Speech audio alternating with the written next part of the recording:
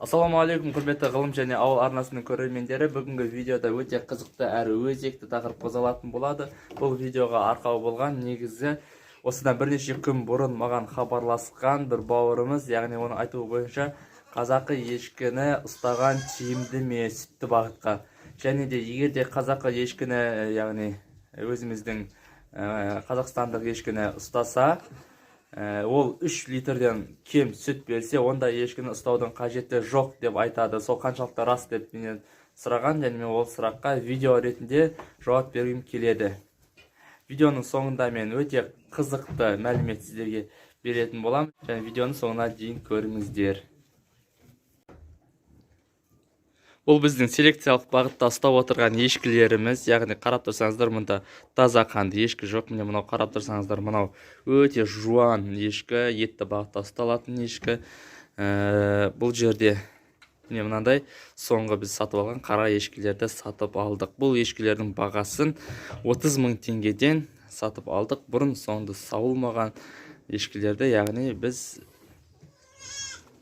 осы ешкілерді сатып алып, оған селекция жүргізу мақсатында. Біз бұл ешкілерге селекция жүргізілген, яғни жүргізілген болғанда шала селекция жүргізілген, яғни текесі альпийский тұқымды теке қосылып, сондай қосылған еді. Біз қазір бұларды лақтатып жатырмыз. Біз бұл ешкілерді сатып алғанымызға 2 ай болған. Байқасаңыздар, біз сатып алғаннан кейін бұл жерге кеше жақында ғана резинка салдық мүйіздеріне, яғни бізге бұл мүйіздері қажет емес. Ал, көрсетейік. Яғни ешкі үйренді сауға. Бұл ешкінің лақтағанына, қазір бұл ешкіде аты жоқ, бұл ешкінің лақтағанына 28 желтоқсан күні лақтаған еді. Қазір сонда 14 күндей ме, 15 күндей ме болған лақтағанына. Кәдімгі қазақы ешкі көріп отырсаңыздар. Ешқандай асыл тұқымды ешкі емес. Шем жеп тұрды, үйренді, жап-жақсы. Енді сіздерге көрсетейін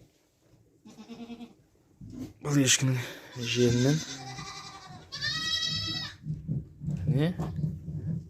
Желінің ұшы кішкентай ғана енді.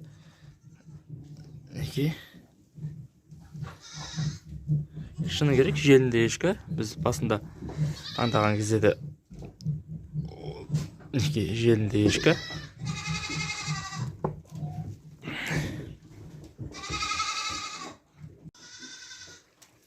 Сонымен біз жаңа айтып отырдық, қазақ ешкіні 30 мың теңгеден сатып алдық. Күніне ол 1 литр сүт береді. Яғни 500 грамм таңертең, 500 грамм кешке сауылатта күніне 1 литр сүт береді. Ол деген сөз 10 күнде 1 литр сүт 700 теңге, 10 күнде ол 7 мың теңге ақша шығарады. 20 күнде 14 мың теңге. Бір айда ол шығарады 20 мың теңге ақша шығарады. Сонда бір қазақ ешкі өзінің сауылған кезде өз ақшасын шығару үшін 1,5 ай жеткілікті. Және ол түсінік, жаңа сіздер видеоның басында айта кеткен 3 литр сүт бермесе, онда ешкінің пайдасы жоқ деген түсінік мүлдем қате. Яғни, тіпті 1 литр сүт беретін ешкінің өзі айына, жаңа айтып отырдық, 21 мың теңге пайда береді. Тіпті ешкінің сүттің бағасын 500 теңгеден деп есептегеннің өзінде бір айда 15 мың теңге ол пайда береді. Яғни өзінің 30 мың теңге бағасын ол 2 айда шығарып береді, егерде 500 теңгеден деп есептесек сүтін. Бірақ қазір қыс айы ешкілердің біз лақтарға жаңа айтып отырмыз, кармилак деген жасанды табиғи емес сүт береміз, ал ешкілердің сүтін тек сатылымға, сүт күйінде сатылымға шығарып жатырмыз қазіргі таңда. Мен видео басындағы сұрақтарға толық жауап бердім деп ойлаймын. Яғни қазақы ешкі ұстағанда ол да пайдалы, бірақ текені менің өзімнің пікірім, текені жақсы тұқымнан қойған әлбетте дұрыс болады. Өйткені менің ойымша бірде-бір басқа мал түрі 2 айдың ішінде өзінің бағасын мындай толықтай шығарып бермейді. Және мысалға айталық, біріншіден біз 2